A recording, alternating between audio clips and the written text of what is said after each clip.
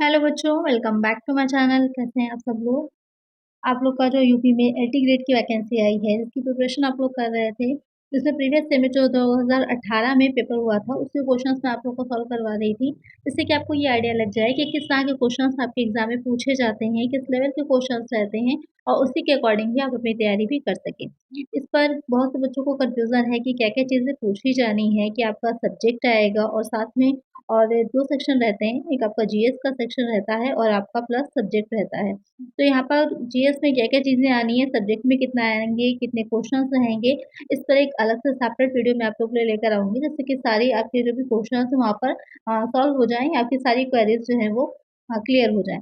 तो जो भी क्वेश्चन हो आपका इससे रिलेटेड सिलेबस से, तो मुझे कमेंट कर दीजिएगा, तो जो नेक्स्ट वीडियो आएगी वहाँ पर वो सारे क्वेश्चंस को लेते हुए मैं आप लोग के लिए एक अलग वीडियो बना दूँगी, जिससे कि आपके सारे डाउट्स क्लियर हो जाएँगे। तो आइए शुरू करते हैं आज की वीडियो और आगे से क्वेश्चन लेते हैं। जो कुछ क्वेश्चंस मैंने आप लोग को कराए थे प्रीवियस वीडियो, 2 पार्ट इस पर आए थे। अगर आपने अभी तक वो वीडियो नहीं देखी है, ज़रूर से देख लीजिए। ये पार्ट 3 रहेगा आपका, जहाँ पर हम आगे से क्वेश्चन उसके ले रहे हैं। उससे पहले के 2 पार्ट अगर नहीं देखे हैं, तो ज़रूर से देख लीजिएगा। चलिए शुरू करते हैं और फर्स्ट क्वेश्चन लेते हैं। An economic environmental factor is एक आर्थिक वातावरणीय कारक है। क्योंकि जैसे आपको पता है कि जो बिज़नेस होता है, उसको बहुत से जो फैक्टर्स होते हैं, वो उस पर इफ़ेक्ट डालते हैं। तो इकोनॉमिक भी होते हैं कुछ, उसमें से कुछ पॉलिटिकल होते हैं, कुछ आपके इंडस्ट्रियल होते हैं, कुछ गवर्नमेंट लॉज़ होते हैं, वो सारी चीज़ें रहती हैं। तो यहाँ पर कह रहा है कि इकोनॉमिक एनवायरमेंटल फैक्टर जो होता है, आर्थिक वातावरणीय कारक, इसमें से कौन-सा होगा? एम्फेसिस ऑन नॉलेज मैनेजमेंट, ज्ञान प्रबंध पर दबाव, national income and it's distribution, राष्ट्रीय आय एवं इसका वितरण, प्रॉफिटेबिलिटी एंड इट्स डिस्ट्रीब्यूशन, लाभदायकता एवं इसका वितरण, चेंजिंग वर्कप्लेस प्रोफाइल, श्रमिक वर्ग की रूपरेखा में परिवर्तनशीलता। तो यहाँ पर क्या चीज़ आ जाएगी? आर्थिक वातावरणीय कारक पूछा गया है। आर्थिक जो हम बात कर रहे हैं, क्योंकि यहाँ पर जब एक एनवायरनमेंट की बात की जाती है आपका, तो वहाँ पर मैक्रो इकोनॉमिक्स आ जाती है, वहाँ पर मैक्रो एनवायरनमेंट आ जाता है आपका mainly.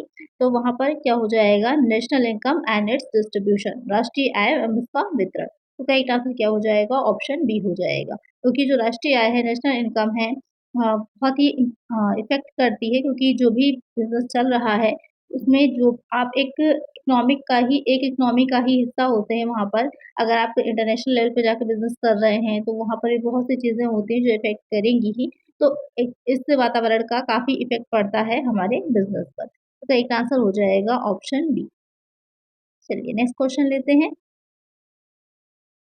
Planning job requirements has which of the following sequences? कार्य आवश्यकता नियोजन का अनुक्रम है। Job information, job description, job evaluation, या फिर जॉब इवैल्यूएशन इन्फॉर्मेशन और डिस्क्रिप्शन, जॉब डिस्क्रिप्शन, इवैल्यूएशन या फिर इन्फॉर्मेशन।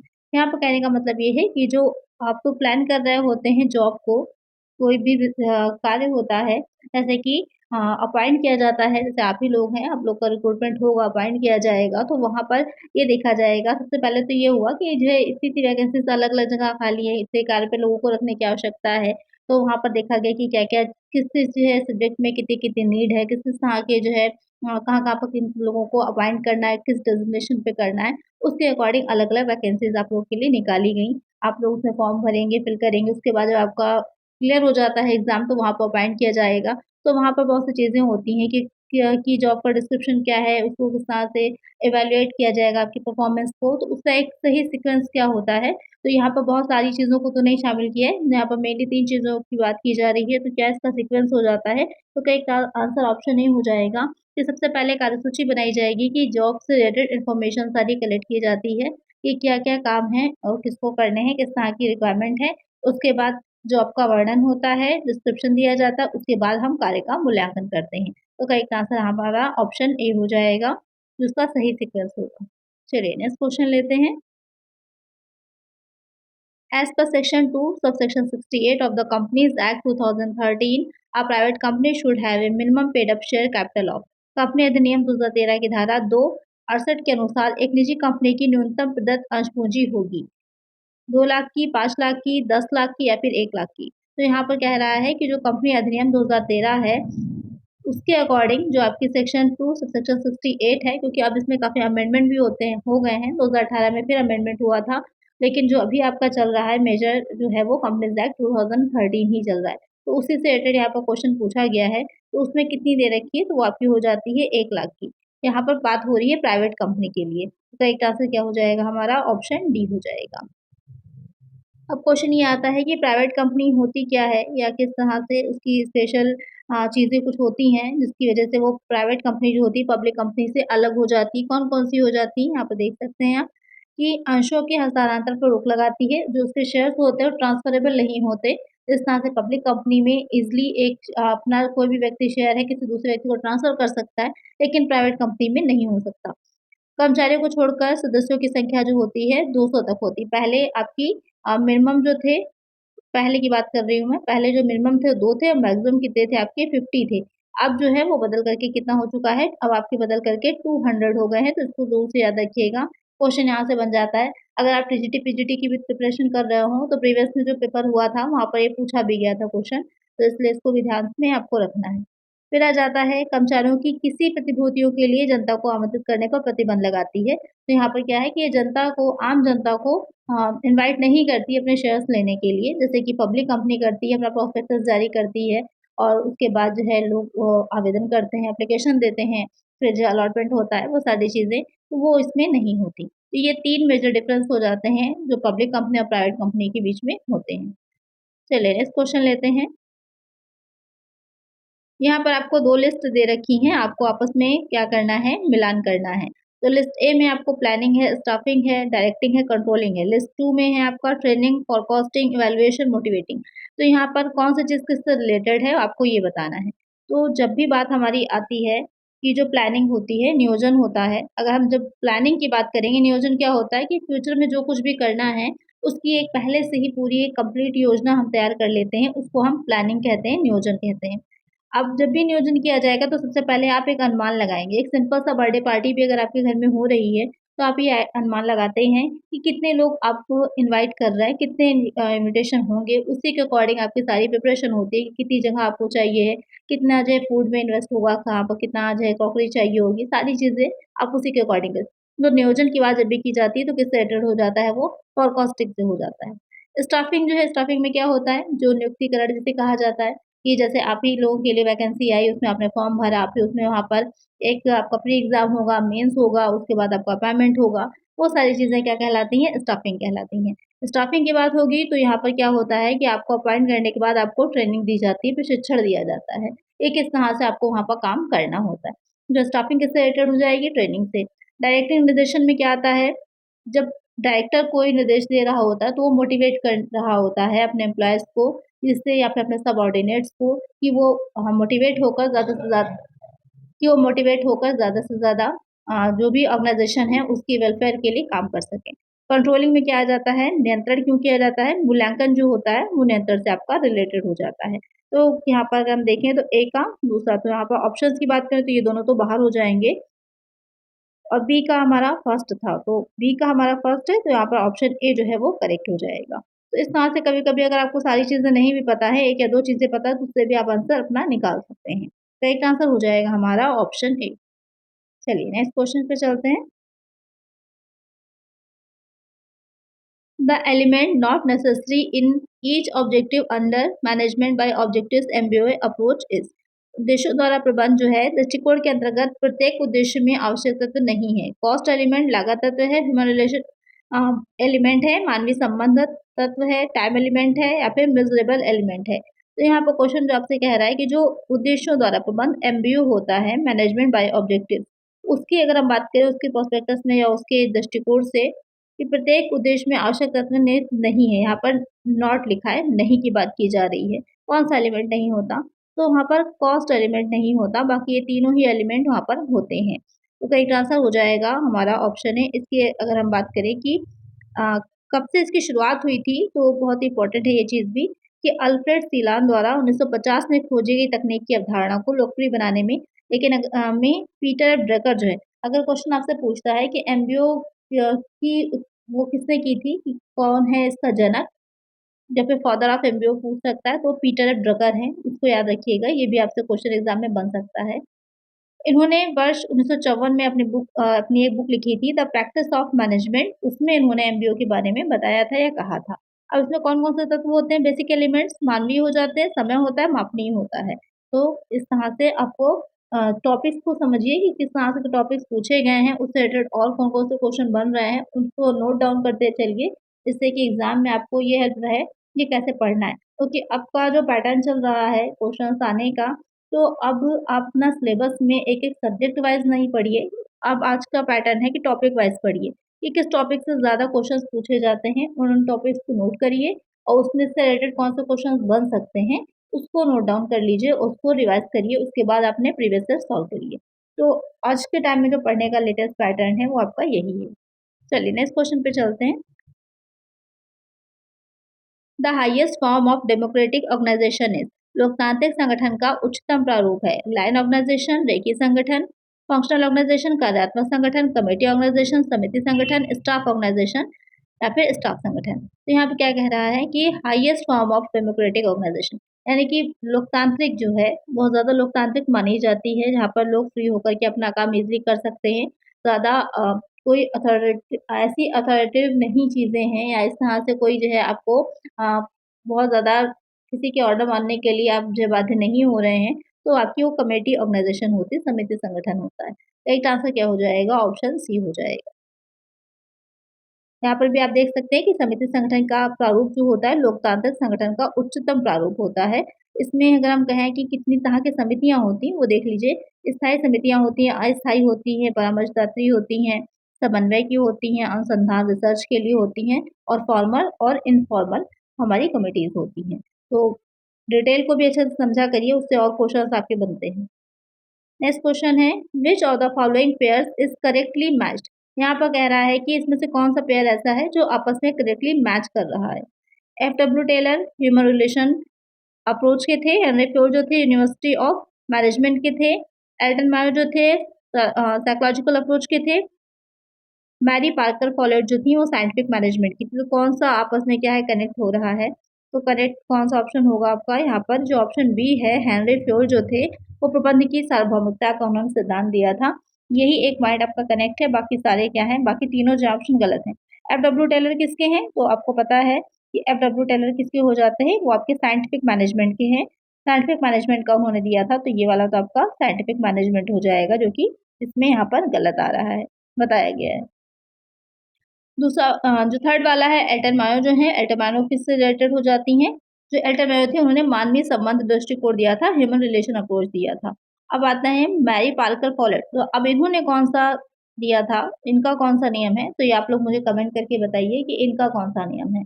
बाकी सारे इसमें अलग-अलग याद करिए, सबकी बुक्स को अलग से नोट करिए, कोई भी पूछा जा सकता है, मैचिंग में भी दे सकता है। यहाँ पर करेक्ट आंसर है ऑप्शन बी।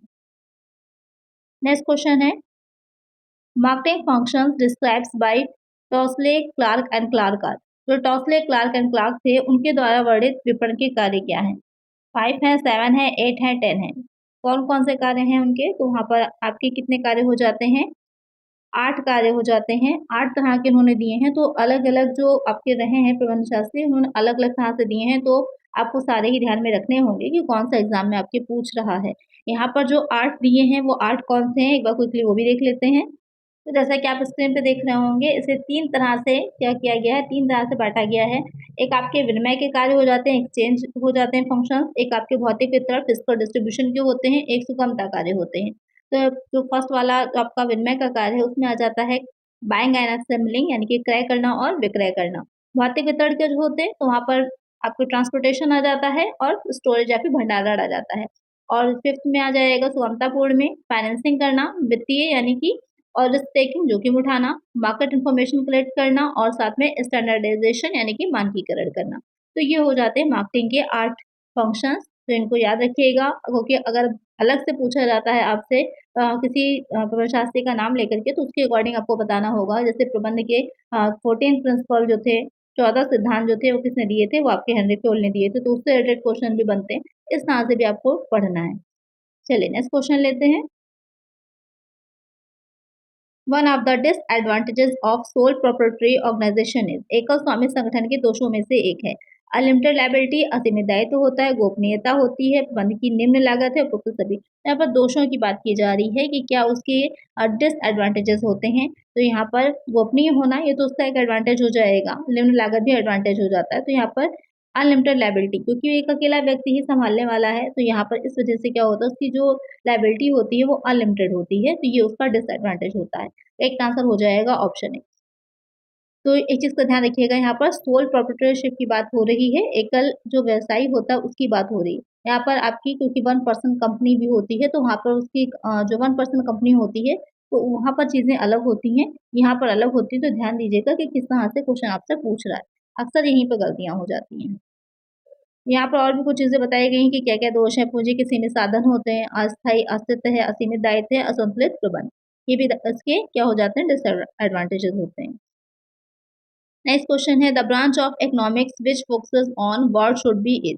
अर्थशास्त्र की वह शाखा कौन सी होती है जो ये कहती है कि क्या होना चाहिए। मैक्रो इकोनॉमिक्स है, मैक्रो इकोनॉमिक्स है, नॉर्मेटिव है, पॉजिटिव इकोनॉमिक्स है। तो यहाँ पर क्वेश्चन क्या कह रहा है कि कौन सी वो ब्रांच है इकोनॉमिक्स की जो ये बताती है कि व्हाट शुड बी, कि क्या होना चाहिए।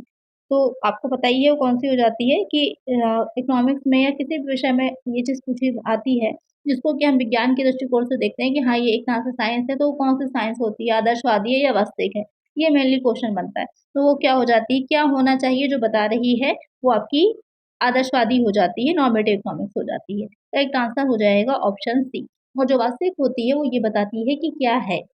इन चीज़ को ध्यान रखिएगा, क्या होना चाहिए, हम कैसा चाह रहे हैं चीज़ को देखना और एक्चुअल में क्या है, ये चीज़ होती है वास्तविक में।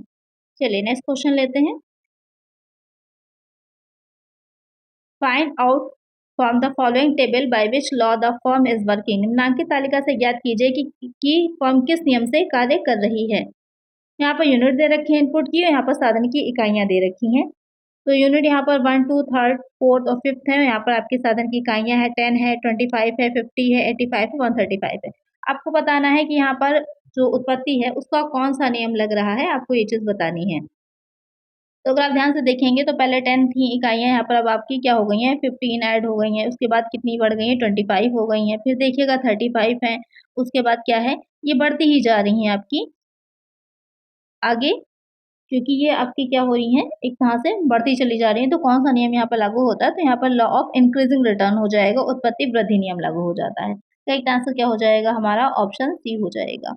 अब इसके बाद अगर इसके आगे भी दे रखा होता आपके 135 था, 135 के आगे दे रखा होता अगर कि सातवीं उसने अभी तक जितनी है, अब उसने आगे 6 वाली लगाई, उसके बाद ये 135 ही आया, उसके बाद उसने 7th लगाई, तो उसके बाद आगे से क्या हो रहा है, ये डिक्रीज़ होता जा रहा है, ये घटता चला जा रहा है।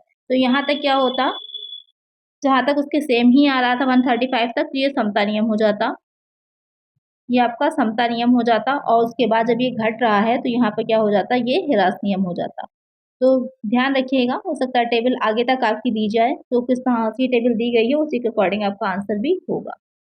करेक्ट आंसर यहाँ पे है हमारा ऑप्शन सी, क्योंकि स्टार्टिंग में क्या होता है, बढ़ती है, फिर धीरे-धीरे आपकी एक जहाँ पर रुक जाएगी, उसके बाद क्या होता है, घटने लगता है।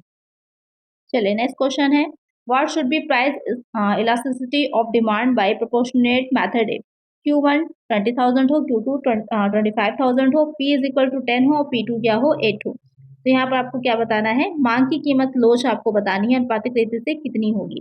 तो यहाँ पर आपसे फॉर्मूला नहीं पूछा है, यहाँ पर आपको सॉल्व करके बताना होगा कि कैसे इसको निकाला जाता है, जो क्वेश्चन आपका कह रहा है। इसके लिए आपको पता होना चाहिए कि इसको सॉल्व कैसे करना है, तो इसका ये फॉर्मूला बनता है आपका Q2 माइनस Q1 हो जाएगा अपॉन में Q से क्वांटिटी हो जाएगा, P से आपका प्राइस हो जाता है, P2 माइनस P1 हो जाएगा, इनटू हो जाएगा P1 अपॉन Q1।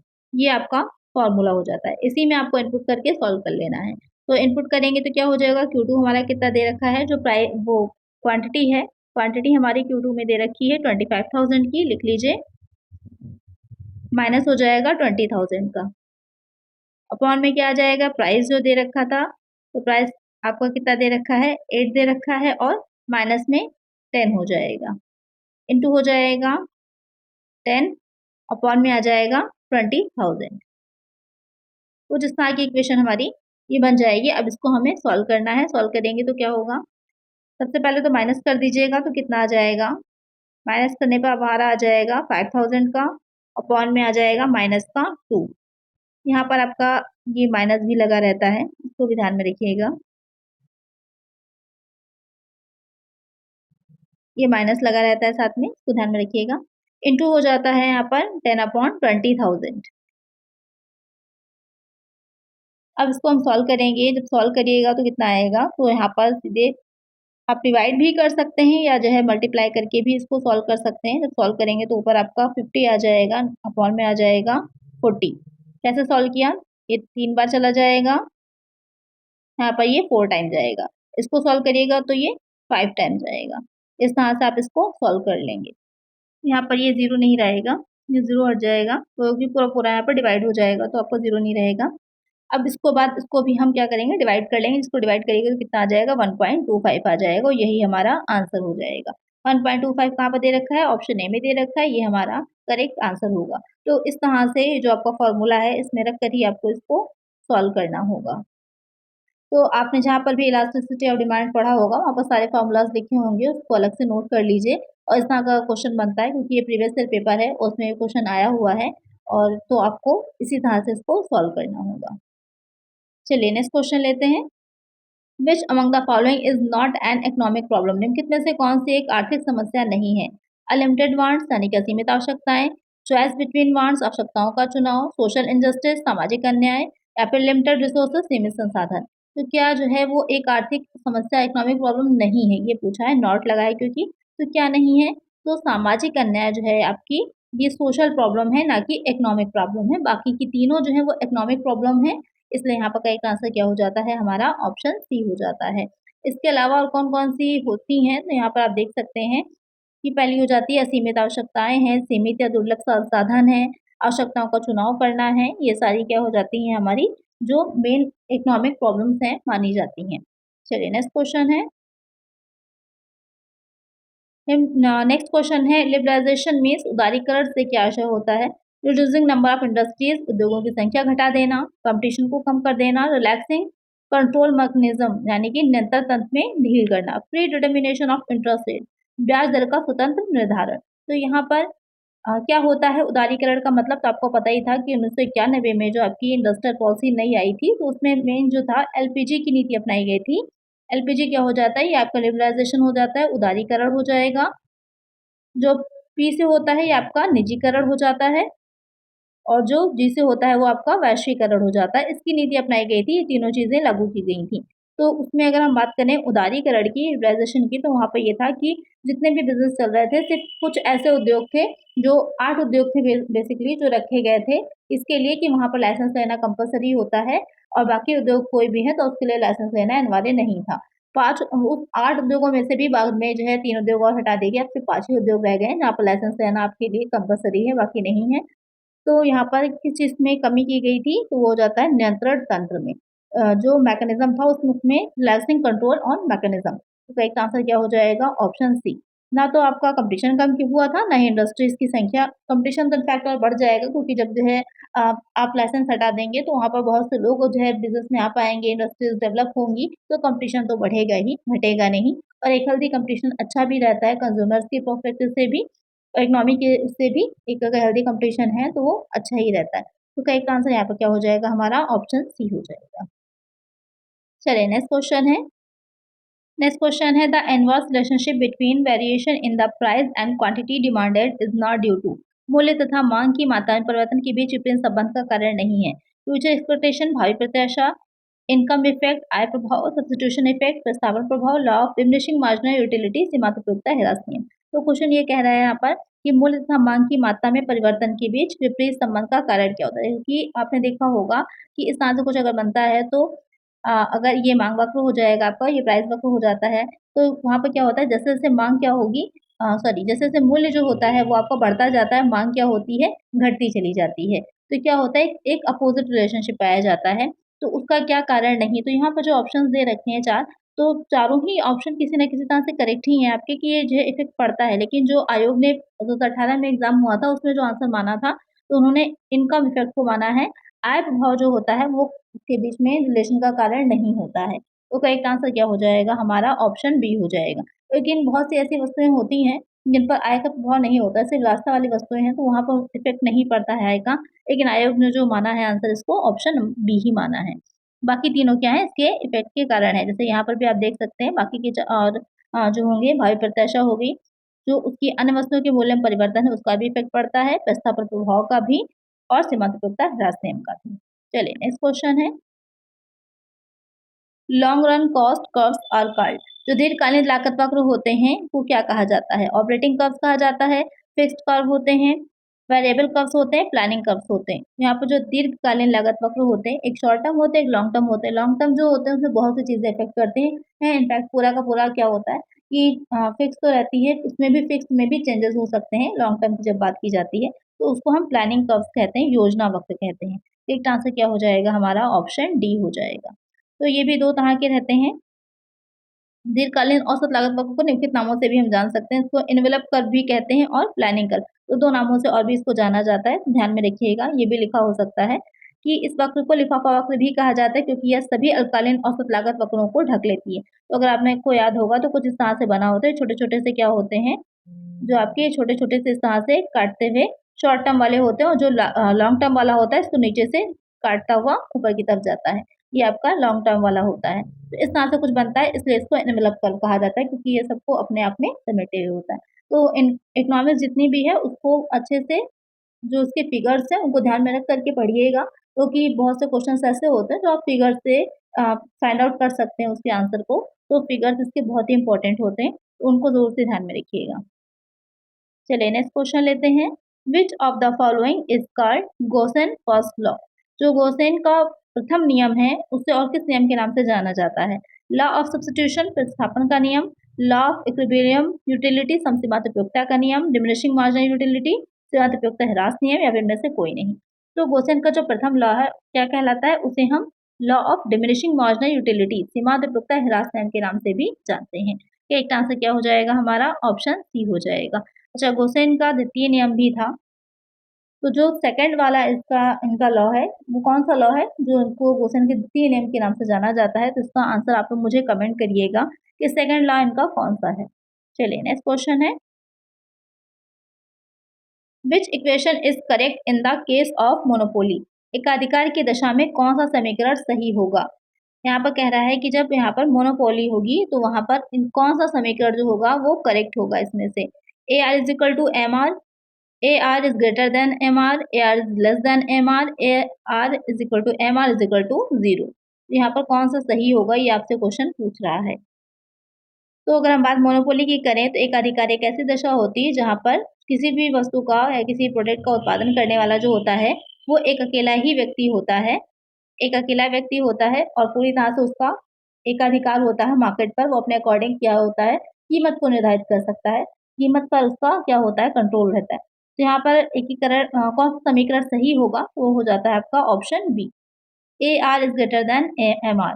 कुछ फिगर जो बनता है इसका वो इस तरह का बनता है, इस तरह का कुछ फिगर जो होता है वो आपका बनता है कि ये आपका मार्जिनल हो जाता है और ये आपका क्या हो जाता है एक्चुअल रेवेन्यू हो जाता है। तो इस तरह का फिगर कुछ आपका बनता है। तो ए आर क्या होती है वो बड़ी होती है एम आर से। का एक आंसर क्या हो जाएगा हमारा ऑप्शन बी हो जाएगा। चलिए नेक्स्ट क्वेश्चन लेते हैं डिमांड फॉर कंफर्ट इज आराम की वस्तुओं की मांग होती है। हाईली इलास्टिक, अत्यधिक लोचदार, इलास्टिक, लोचदार, इन इलास्टिक, अलोचदार, नन ऑफ द अबव उपरोक्त में से कोई नहीं। तो डिमांड फॉर कंफर्ट जो आपकी आरामदायक वस्तुएं होती हैं उनकी मांग किस तरह की होती है? तो उनकी मांग आपकी क्या हो जाती है वो इलास्टिक होती है, लोचदार होती है। तो इसमें से आप देख रहे होंगे कि बहुत क्वेश्चन जो पूछे गए हैं वो इकोनॉमिक्स से रिलेटेड और साथ में जो इलास्टिसिटी ऑफ डिमांड चैप्टर है उससे पूछे गए हैं। तो उसको ध्यान में रखिएगा कि उस टॉपिक से ज़्यादा क्वेश्चंस आपको यहाँ तक कि न्यूमेरिकल भी पूछे गए हैं उससे, तो आपको उसको बहुत अच्छे से प्रिपेयर करना है, बहुत अच्छे से तैयार करना है। तो करेक्ट आंसर यहाँ पे हो जाएगा ऑप्शन बी। इसमें क्या होता है कि इस तरह की जो वस्तुएं होती हैं तो उनकी लोचदार या फिर इलास्टिक इसलिए मानी जाती है कि जैसे-जैसे क्या होता है कि उनके मूल्य में थोड़ी-सी भी प्राइस में उनकी थोड़ी-सी भी कमी हो जाती है तो उनकी डिमांड क्या होती है वो बढ़ जाती है। चलिए नेक्स्ट क्वेश्चन लेते हैं। Malthusian theory of population is based on. जनसंख्या का माल्थस सिद्धांत आधारित है, किस पर आधारित है पूछ रहा है? Law of demand as applied to population, मांग के नियम पर जैसा जनसंख्या पर लागू होता है। Law of diminishing return as apply to agriculture, ह्रासमान प्रतिफल के नियम पर जैसा कृषि पर लागू होता है। Law of marginal utility as apply to agriculture, सीमांत उपयोगिता के नियम पर जैसा कृषि पर लागू होगा। या फिर law of marginal return as apply to population, सीमांत प्रतिफल नियम पर जैसा जनसंख्या पर लागू होता है। तो यहाँ पर आपको बताना है कि जो जनसंख्या का मालथस का सिद्धांत है वो किस पर आधारित। तो यहाँ पर जो हम बात आ रही है, जो ऑप्शंस आपके दे रखे हैं, तो उसमें बी ऑप्शन जो होता है वो करेक्ट हो जाएगा कि law of diminishing return as applied to culture agriculture, ह्रासमान प्रतिफल के नियम पर लागू जो होता है वही आपका लागू होता है यहाँ पर भी। तो एक आंसर हो जाएगा ऑप्शन बी। अगर हम थोड़ा सा इसके बारे में देखें तो उन्होंने बताया था कि जनसंख्या का मालथस सिद्धांत ह्रासमान प्रतिफल के नियम पर आधारित है, जैसा कि कृषि पर लागू होता है। मालथस साहब ने अपने अनुमान निरीक्षण के आधार पर जो निष्कर्ष निकाला उसे ही जनसंख्या सिद्धांत, मालथस का जनसंख्या सिद्धांत कहा जाता है। तो इसको ध्यान में रखिएगा, इससे एग्जाम में से रिलेटेड आपके क्वेश्चन बनते हैं। टीजीटी पीजीटी में भी पूछा जाता है, दोनों में ही इंपॉर्टेंट है। In perfect competition the demand curve of A firm is, पूर्व प्रतियोगिता के में मांग का वक्र किस तरह का होता है। पूर्व प्रतियोगिता की बात हो रही है। वर्टिकल लंबवत होगा, हॉरिजॉन्टल होगा, पॉजिटिवली स्लोप्ड होगा या फिर नेगेटिवली स्लोप्ड होता है। तो यहाँ पे क्या कहा है, पूर्व प्रतियोगिता में फर्म का जो मांग वक्र होता है वो किस तरह का होता है।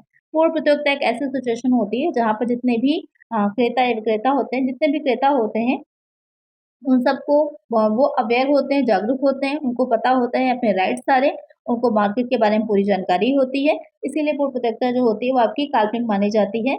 ये नहीं माना जाता है कि एक्चुअल में वो होगी, उसको काल्पनिक माना जाता है। तो यहाँ पर उसमें मांग वक्र जो होता है वो आपका हॉरिजॉन्टल होता है, क्षैतिज होता है, कुछ इस तरह का होता है। सीधी एक खड़ी रेखा होती है। ये सीधी यहाँ पर यहाँ पे एक पड़ी हुई रेखा सी होती है, AR is equal to MR हो जाती है यहाँ पर। अभी आपने देखा था कि मोनोपोली में किस तरह की थी, वो ऊपर से नीचे की तरफ गिरती हुई थी। यहाँ पर क्या होता है, एक सीधी रेखा के रूप में होती है। तो AR is equal to MR और is equal to P, price भी यहीं पर डिटरमाइन होता है। तो ये इस तरह का कुछ फिगर बनता है। एक आंसर क्या हो जाएगा हमारा, ऑप्शन बी हो जाएगा। नेक्स्ट क्वेश्चन लेते हैं। Reasoning from the general to the particular in economics is called. अर्थशास्त्र में सामान्य से विशेष के लिए तर्क देना कहा जाता है। निम्नात्मक पद्धति, आगमनात्मक, प्रयोगात्मक, उपरोक्त में से कोई नहीं। तो यहाँ पर जो कह रहा है सामान्य से विशेष के लिए तर्क देना, तो जब हम सामान्य से विशेष की तरफ चलते हैं तो उसको आप डिडक्टिव मेथड बोलते हैं। निम्नात्मक बहुत ही सिंपल सा याद रखिए कि जब कोई सी चीज़ का पहले नियम बताया जाएगा, पहले रूल आपको बताया जाएगा, उसके बाद उस चीज़ के बारे में और एक्सप्लेन किया जाएगा, तो वहाँ पर एक डिडक्टिव मेथड होता है।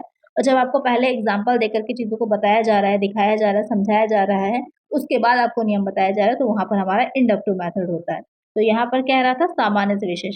सामान्य में पहले आपको नियम बता देंगे, उसके बाद उसको किस तरह से अप्लाई करना है उसकी तरफ चलते हैं, तो वो आपका डिडक्टिव मेथड हो जाता है। करेक्ट आंसर क्या हो जाता है हमारा, ऑप्शन ए हो जाएगा।